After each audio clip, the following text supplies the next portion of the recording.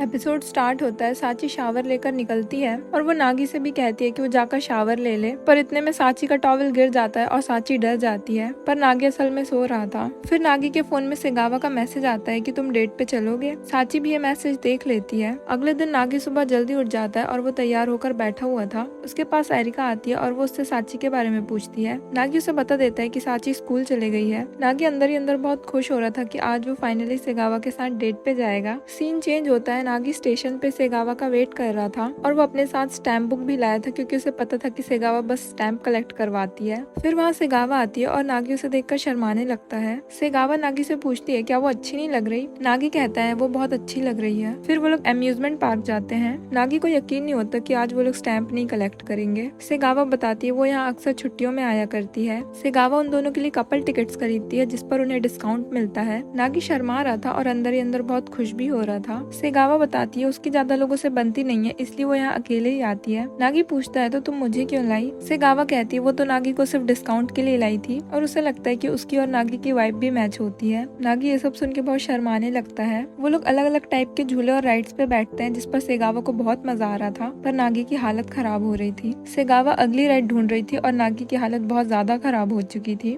फिर वो लोग थोड़ा कुछ खाते पीते हैं। सेगावा नागी से माफी मांगती है क्योंकि उसने नागी के बारे में सोचा ही नहीं और वो बस अपने ही मजे लिए जा रही थी। उसने फील्ड ट्रिप में भी ऐसे ही किया था। उसने नागी का सोचा ही नहीं और बस पूरे टाइम अकेले ही स्टैम्प कलेक्ट करती रही। नागी उसे सॉरी बोलने से मना करता है और कहता है तुम जैसी हो वैसी ही अच्छी हो, तुम्हें कभी कभी खुद के लिए भी जी लेना चाहिए। इसके बाद सेगावा नागी को एक चैलेंज करती है। वो दरअसल नागी को मेज पे ले जाती है और उसका चैलेंज था कि कौन मेज से पहले बाहर निकलता है। नागी को कुछ समझ नहीं आ रहा था और उसे कोई रास्ता नहीं मिल रहा था और फिर उसे एक गेट मिल जाता है, पर उस गेट के बाद अगला मेज था जहाँ चारों साइड मिरर लगे हुए थे और नागी को कुछ समझ ही नहीं आ रहा था। सेगावा नागी को देखती है और उसे आवाज लगाती है। नागी पीछे मुड़ता है और उसका पैर फिसल जाता है और वो शीशे से टकरा जाता है और उसका और सेगावा का इनडायरेक्टली किस हो जाता है। नागी हड़बड़ाने लगता है और सेगावा से कुछ भी बोले जा रहा था। नागी कह देता है ये गलती से हो गया, अगर मुझे ये करना ही होता तो मैं तुमसे एग्जाम में ज्यादा नंबर लाके करता। फिर वो सेगावा से झुक के माफी मांगने लगता है। सेगावा कहती है तुम इतना टेंशन मत लो, ये बस परछाई ही है। फिर वो नागी पे हंसने लगती है और कहती है तुम जब हड़बड़ाते हो तब तुम क्यूट लगते हो। फिर हमें दिखाया जाता है साची को जो कि नागी के डेट पे जाने पर बहुत गुस्सा थी क्योंकि अंदर ही अंदर साची भी नागी को पसंद करती है।